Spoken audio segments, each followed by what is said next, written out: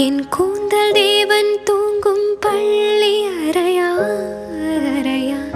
மலர் சூடும் வயதில் என்னை மறந்து போவதுதான் முறையா? நினைக்காத நேரம் இல்லை காதல் ரதியே உன் பேரை சொன்னால் போதும் நின்று வழிவிடும் காதல் நதியே.